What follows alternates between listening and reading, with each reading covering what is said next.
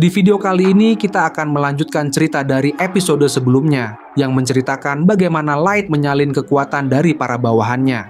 Nah, kira-kira di episode kali ini bagaimana persiapan Light untuk pertemuan di Kerajaan Sembilan dan apa yang direncanakan oleh Ellie di Kerajaan Elf? Oke, dengan begitu daripada lama-lama lagi, berikut pembahasan cerita kali ini. Saat ini di Kerajaan Elf, di dalam kamarnya, Ratu Liv terbaring lemah di atas ranjang. Wajahnya tampak menahan rasa sakit yang semakin parah tiap harinya. Dengan suara yang dipenuhi frustrasi, ia mengeluhkan kepalanya yang kembali berdenyut hebat, lalu tanpa ragu memerintahkan pelayan di dekatnya untuk segera memanggil tabib. Meski pandangannya tertutup tirai, ia masih bisa merasakan pelayan itu bergegas keluar menjalankan perintahnya. Sambil menunggu, Liv menekan kepalanya dengan tangan, berusaha menahan rasa sakit yang terus berdenyut tanpa henti. Di dalam pikirannya, Liv tidak bisa berhenti mengaitkan rasa sakit itu dengan sosok penyihir menara. Sejak insiden ketika pikirannya diperiksa secara paksa, ia merasa bahwa dirinya telah dikutuk. Baginya, sakit kepala yang ia rasakan bukan sekadar efek biasa, melainkan hukuman yang sengaja diberikan agar ia selalu ingat siapa yang benar-benar berkuasa atas dirinya. Padahal, kenyataannya, rasa sakit itu hanyalah efek trauma dari proses pemeriksaan ingatan yang dilakukan Ellie.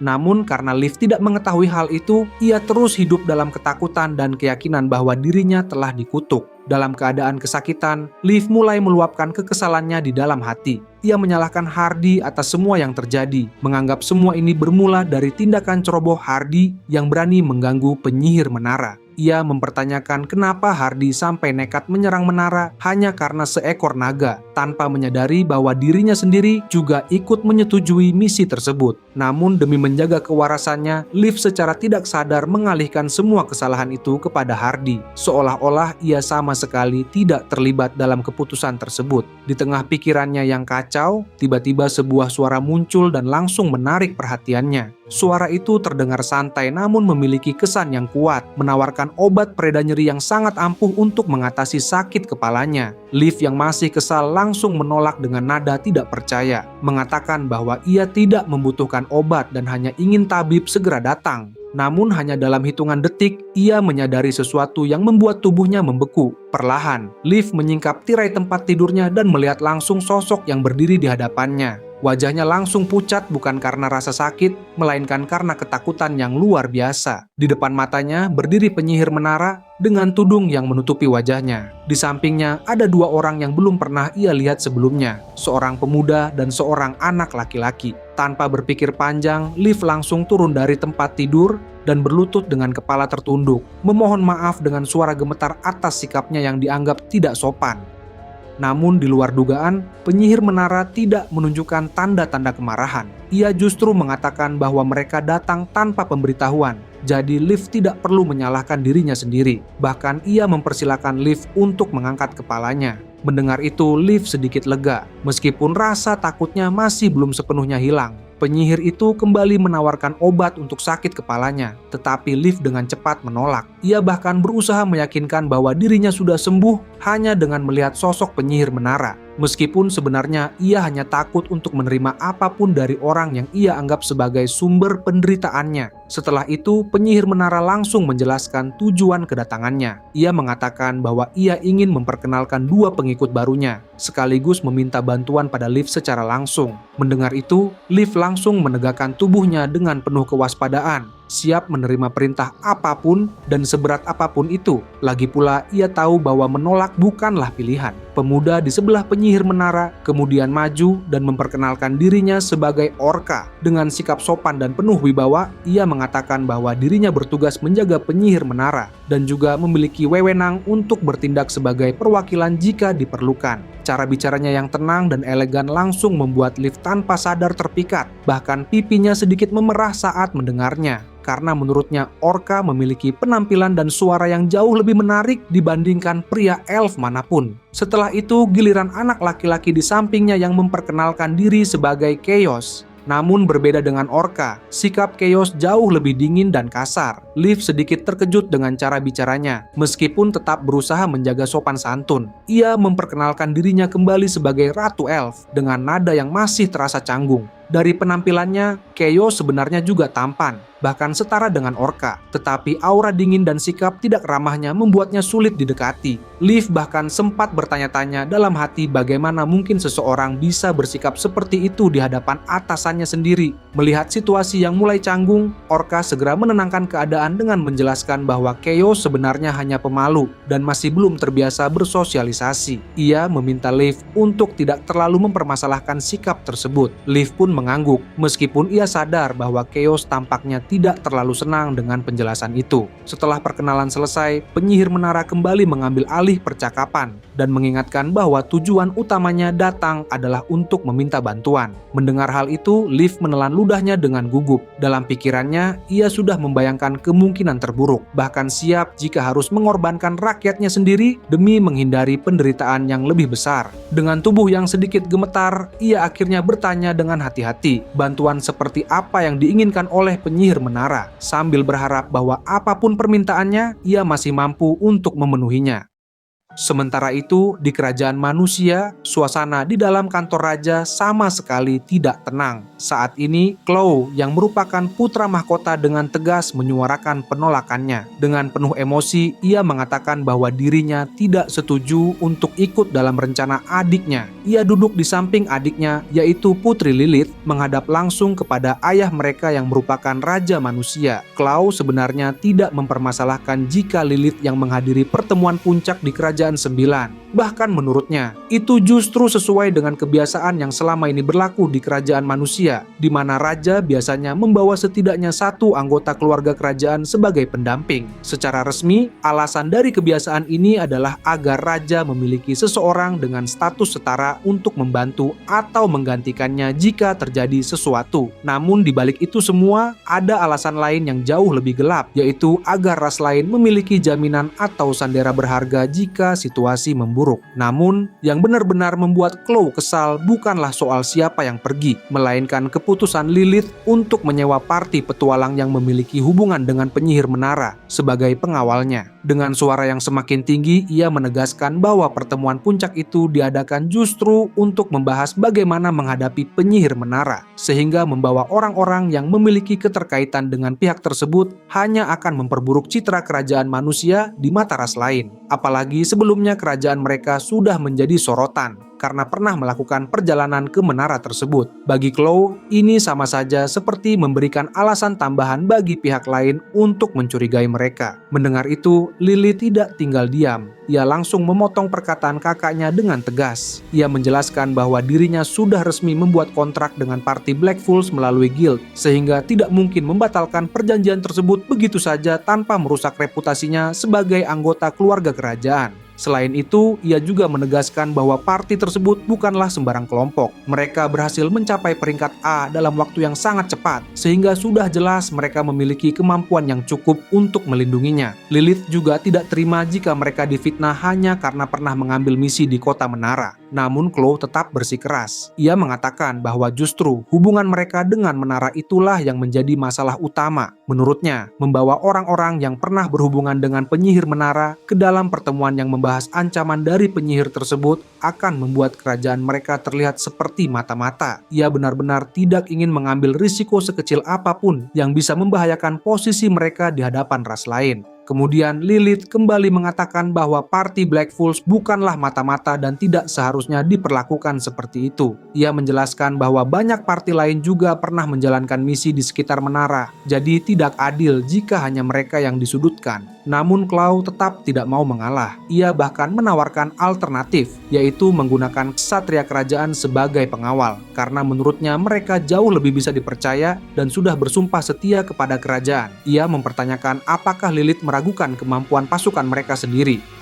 Mendengar itu, Lilith sempat terdiam sejenak. Ia tidak bisa menjawab dengan jujur karena alasan sebenarnya jauh lebih kompleks dan tidak bisa diungkapkan begitu saja. Di balik semua ini, Lilith sebenarnya memiliki rencana besar, yaitu menggulingkan ayahnya sendiri di pertemuan puncak dan mengambil alih kekuasaan demi melakukan perubahan yang ia yakini akan membawa kebaikan bagi rakyat. Untuk menjalankan rencana tersebut, ia membutuhkan orang-orang yang benar-benar ia percayai, dan parti Black Fools adalah satu-satunya pilihan yang menurutnya paling aman. Bagaimanapun Lilith tidak bisa menggunakan ksatria kerajaan karena istana sudah dipenuhi oleh mata-mata dari berbagai negara. Jika salah satu dari mereka mengetahui rencananya, maka nyawanya bisa berada dalam bahaya. Bahkan kemungkinan terburuknya adalah negara lain akan langsung mengirim pembunuh untuk menghabisinya sebelum rencananya sempat berjalan. Di sisi lain, meskipun kekuatan Lilith sudah mencapai level 100 yang merupakan batas bagi manusia biasa, ia tetap berada di posisi yang rawan.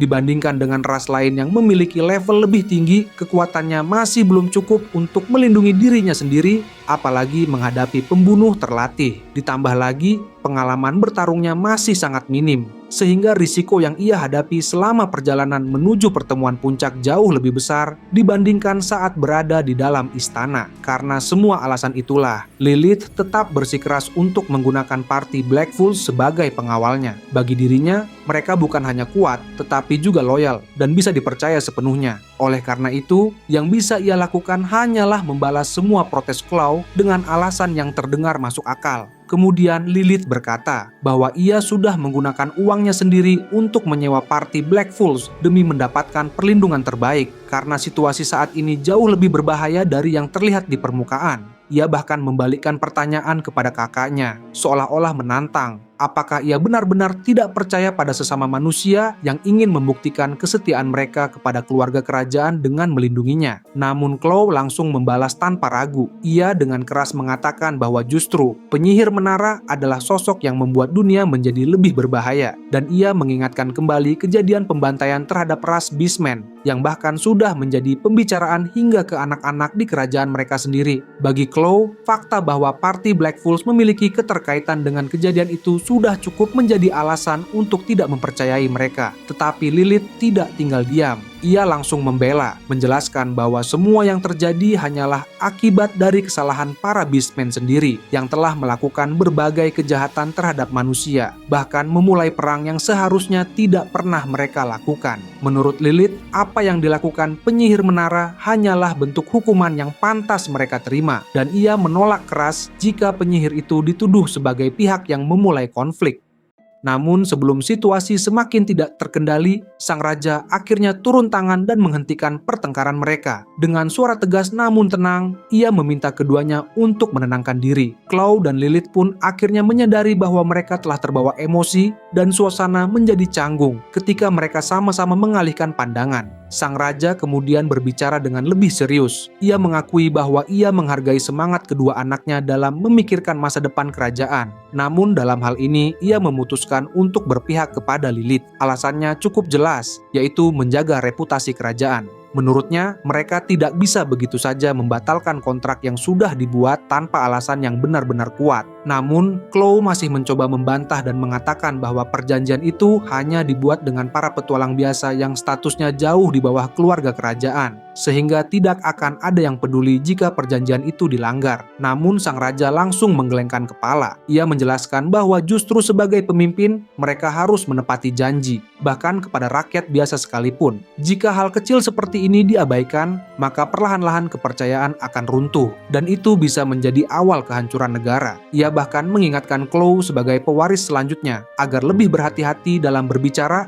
dan mengambil keputusan. Mendengar itu, Claw akhirnya menyerah dan meminta maaf. Ia tidak lagi melanjutkan perdebatan, dan suasana pun sedikit mereda. Melihat kesempatan itu, Lilith dengan cepat memanfaatkannya untuk memastikan keputusannya tidak bisa diganggu lagi. Ia bertanya secara langsung kepada ayahnya, apakah itu berarti ia sepenuhnya bebas untuk mempekerjakan party Black Fools sebagai pengawal pribadinya dalam pertemuan puncak nanti. Sang raja pun mengiyakan, meskipun ia menambahkan bahwa para pengawal tersebut tetap harus diperlakukan sama seperti penjaga lainnya. Lilith langsung menerima dengan penuh rasa syukur dan kegembiraan. Bahkan ia tidak bisa menyembunyikan senyum puasnya. Kemudian sang raja menambahkan bahwa justru membawa orang-orang yang memiliki pengetahuan tentang penyihir menara bisa menjadi keuntungan tersendiri bagi kerajaan, karena informasi semacam itu mungkin akan dihargai oleh bangsa lain. Mendengar hal itu, Lilith semakin yakin bahwa keputusannya adalah langkah yang tepat. Sementara itu, Claw yang masih merasa tidak puas hanya bisa memendam kekesalannya dalam diam. Ia merasa ayahnya terlalu memanjakan Lilith, namun ia tidak bisa berbuat apa-apa lagi setelah keputusan sudah ditetapkan.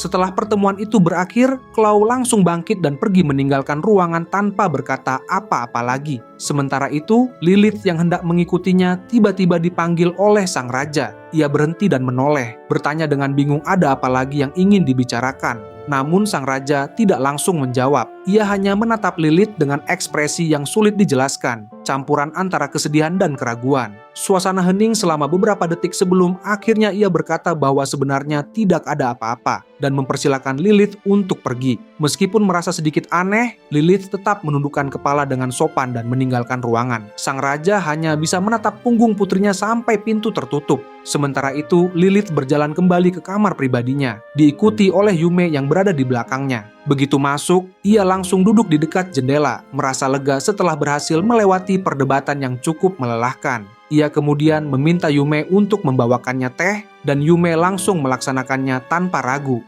Di sudut ruangan, Nono berdiri memperhatikan dengan tatapan yang sulit diartikan. Sebagai kepala pelayan yang sudah lama melayani Lilith, seharusnya dialah yang menyiapkan teh tersebut. Namun sekarang posisinya seolah tergantikan, membuatnya merasa bingung sekaligus tidak nyaman. Lilith sebenarnya menyadari perubahan sikap Nono. Bahkan ia tahu tentang identitas asli Nono sebagai mata-mata. Namun ia memilih untuk berpura-pura tidak tahu, menjaga situasi tetap terlihat normal meskipun ada ketegangan yang tidak terucapkan di antara mereka. Tak lama kemudian, Yume kembali dengan teh, dan Lilith mulai meminumnya dengan tenang. Di dalam hatinya, ia tidak bisa menyembunyikan rasa puas karena telah berhasil mendapatkan persetujuan dari ayahnya. Dalam pikirannya, Lilith dengan penuh semangat merasa sangat yakin bahwa rintangan pertama sudah berhasil dilewati.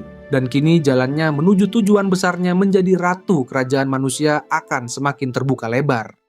Sementara itu, di sebuah kamar penginapan kelas atas yang berada di ibu kota kerajaan manusia, saat ini Nemumu terlihat sangat kesal. Dengan perasaan emosi yang tidak bisa disembunyikan lagi, ia mengeluhkan bagaimana pihak istana telah membuat mereka menunggu terlalu lama. Bahkan sampai mempertanyakan apakah pihak istana benar-benar tidak punya sopan santun kepada tamu penting. Namun Light yang duduk dengan tenang mencoba menenangkan situasi. Ia mengingatkan bahwa saat ini mereka datang sebagai parti petualang, bukan sebagai bangsawan. Jadi meskipun mereka sudah mencapai peringkat A, mereka tetap tidak bisa berharap diperlakukan secara istimewa seperti keluarga kerajaan. Pada dasarnya, saat ini parti Blackfools memang sedang menginap di penginapan tersebut karena mereka datang ke ibu kota untuk menjalankan tugas sebagai pengawal Putri Lilith dalam pertemuan puncak yang akan segera berlangsung di Kerajaan Sembilan. Meskipun di balik layar Lilith sangat mengandalkan bantuan mereka untuk rencananya merebut kekuasaan dari ayahnya sendiri, namun secara terbuka ia tidak bisa langsung menghubungi mereka begitu saja.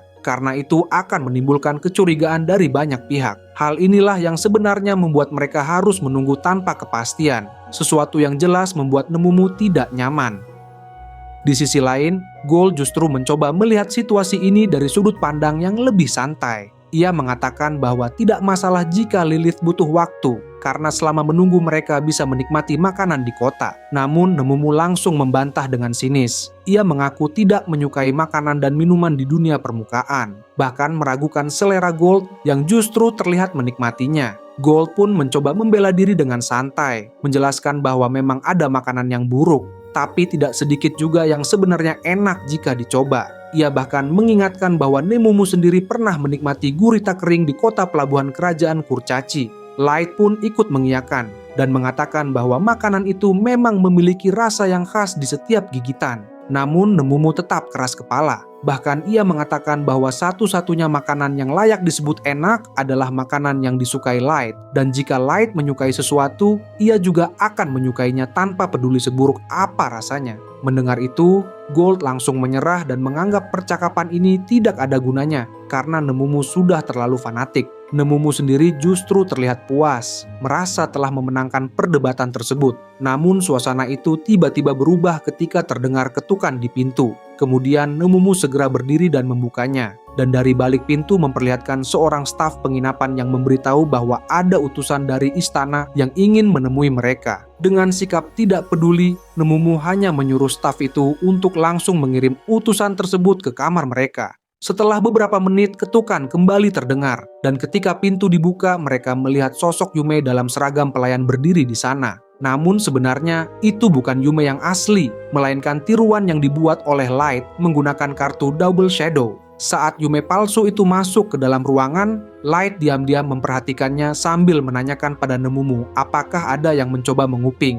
Dengan kemampuan seorang assassin, Nemumu langsung memastikan bahwa tidak ada yang mendengarkan dari dalam ruangan, meskipun ia merasakan ada pengawasan dari luar penginapan. Mendengar itu, Light merasa cukup yakin untuk melanjutkan pembicaraan, apalagi dengan perlindungan tambahan dari kartunya. Kemudian Yume palsu pun berlutut dan meminta izin untuk berbicara dengan cara yang sangat formal, sesuatu yang justru membuat Light sedikit canggung. Ia tidak terbiasa melihat sosok yang menyerupai adiknya sendiri bersikap seperti pelayan. Setelah diberi izin, Yume palsu mulai melaporkan bahwa orang-orang yang mengawasi penginapan kemungkinan besar adalah agen yang bekerja untuk putra mahkota Claw.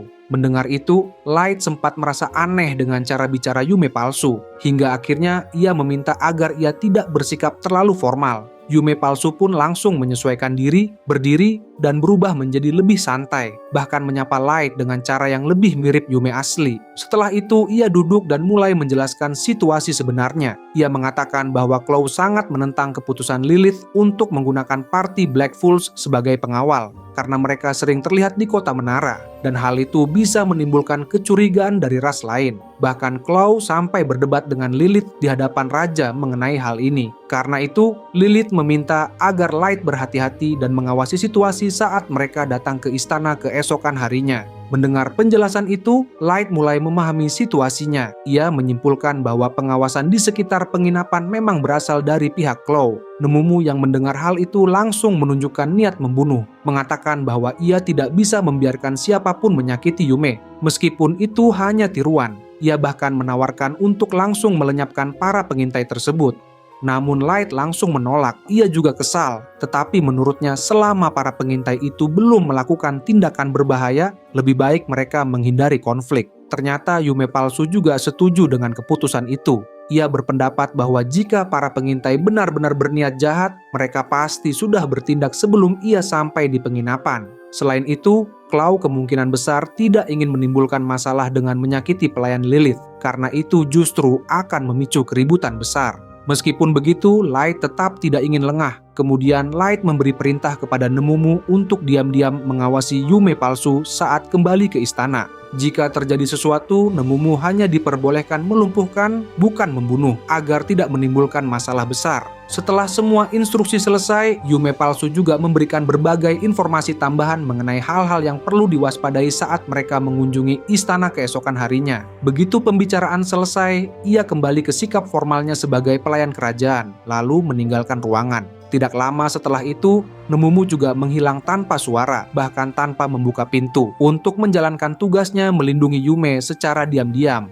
Itu saja pembahasan cerita kali ini. Jangan lupa untuk like, share, dan subscribe. Sampai jumpa di video berikutnya.